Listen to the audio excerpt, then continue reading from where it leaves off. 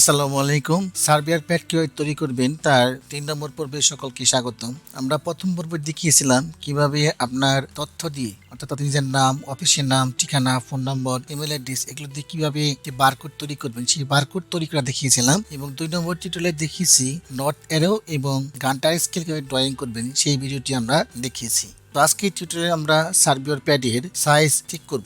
A4 পেপারের একটা size কত সেই সাইজ অনুযায়ী আমরা প্যাডটা তৈরি করব। এখানে দেখেন যে একটি A4 পেপারের সাইজ হচ্ছে প্রস্থ হচ্ছে 8.3 ইঞ্চি এবং দৈর্ঘ্য হচ্ছে 11.7 ইঞ্চি। তাহলে আমাদের এরকম একটা রেক্টেঙ্গল ড্রয়িং করতে হবে। হোম বাটন থেকে রেক্টেঙ্গুলার সিলেক্ট করব এবং ড্র্যাগ করে এর মান বসাবো। এর প্রস্থ ছিল 8.3 ইঞ্চি অর্থাৎ 8 পূরণ 12 96 যোগ 3 99 ইঞ্চি। এদিকে লিখবো 99 ইঞ্চি।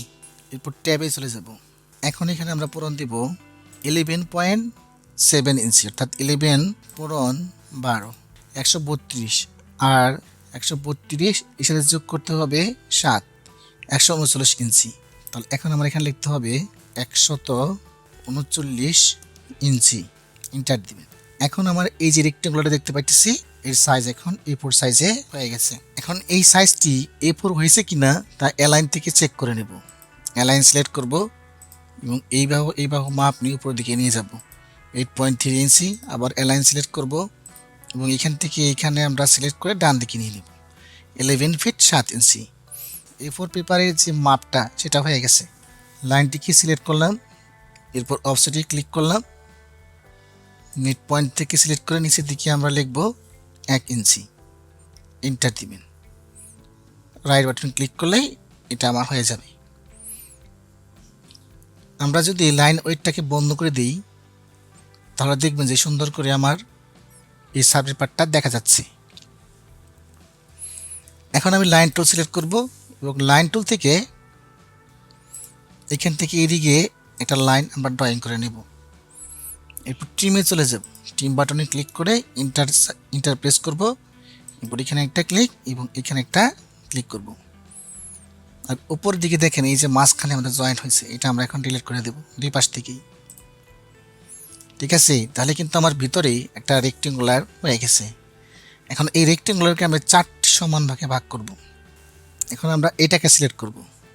সিলেক্ট করার পরে উপর দিকে আসেন দেখেন এক্সপ্লোড, এই এক্সপ্লোডে ক্লিক করব। তারপর এই লাইনটাকে আমরা সিলেক্ট করব। সিলেক্ট করার পরে কিবোর্ড থেকে লিখব DIB, লেখার পর ইন্টার দিয়ে আমরা যে অবজেক্টটিকে ডিভাইড করব সেটাকে সিলেক্ট করলাম। কয়টা ডিভাইড করব? 4টি। 4 লিখে ইন্টার প্রেস করলাম। সঙ্গে সঙ্গে দেখবেন যে এখানে 4টি ভাগ হয়ে গেছে, একটা ভাগ, দুইটা ভাগ, তিনটা ভাগ এবং 4টা ভাগ। এখন এই লাইনটা সিলেক্ট করলাম। সিলেক্ট করার পর আমরা কপিতে ক্লিক করব। কপি থেকে যে কোনো জায়গায় ক্লিক করে আমরা এইখানে এসে বসিয়ে দেব। আবার এই লাইনে বরাবর এসে আমরা এটাকে এখানে এসে এটাকে আমরা বসিয়ে দেব।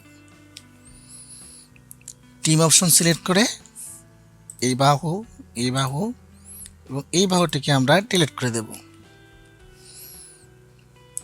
এখন এই সাইনগুলোকে আমরা রাখবো না, উঠিয়ে দেব।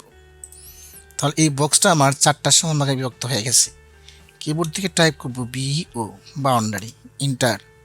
পিক পয়েন্টে ক্লিক করবেন, এখানে একটা ক্লিক, এখানে একটা ক্লিক, এখানে একটা ক্লিক, এখানে একটা ক্লিক, অর্থাৎ 4টা আলাদা আলাদা বক্স এখানে তৈরি হয়ে গেছে।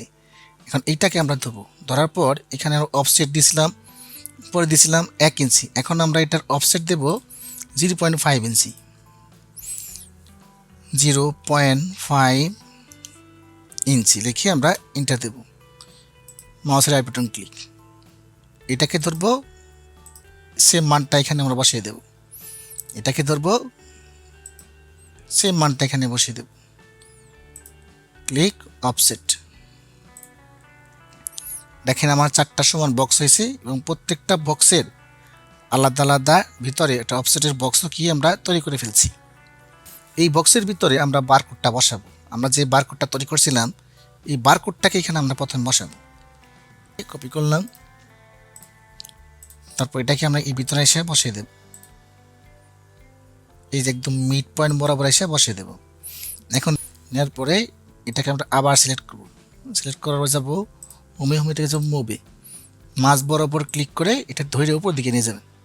এই যে মিড পয়েন্ট যখন সিলেক্ট হবে তখন এই মিড পয়েন্ট আর এই সেন্টার পয়েন্টটাকে সিলেক্ট করলেই এটা মাঝ বরাবর সেট হয়ে যাবে।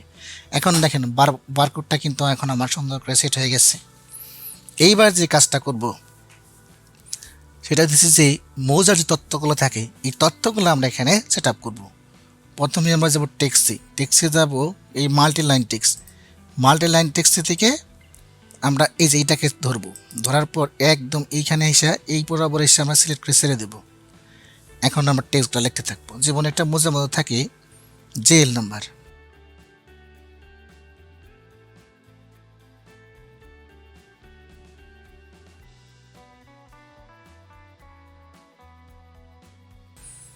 গানটার স্কেল এখানে বসাই দেবো। তো গানটার স্কেলটা বসাইবেন, তো গানটার স্কেলে কীভাবে ড্রয়িং করবেন সেটা তো আমি আগে দেখাইছি। এখন গানটার স্কেলটা এখানে নিয়ে আসি।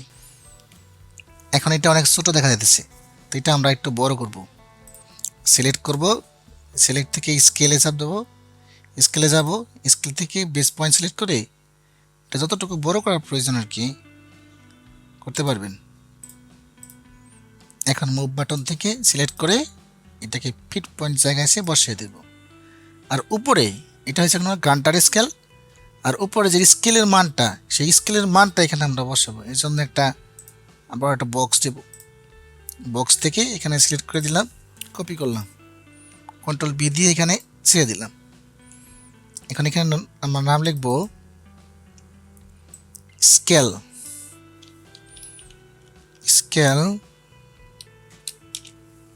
16 ইঞ্চি সমান 1 মাইল। এটাকে আমরা মুভ করে এই বক্সের ভিতরে এখানে এসে বসাই দেব। যদি মনে করেন যে লেখাটা বড় হয়ে গেছে, স্কেলে ক্লিক করে বেস পয়েন্ট সিলেক্ট করবেন, এরপর এটাকে বড় করে দিবেন, সিলেক্ট থেকে যাবেন মুভে, থেকে জাস্ট এই মাঝখানে বসাই দিবেন। তাহলে আমাদের উপরের বক্সে যে কাজগুলো আছে 4টা বক্সের কাজ সেটা মোটামুটি ফিল আপ হয়ে গেছে। আর এই বক্সের কাজ আমরা আগামী পর্বে দেখব। সে পর্যন্ত ভালো থাকবেন, ধন্যবাদ সকলকে।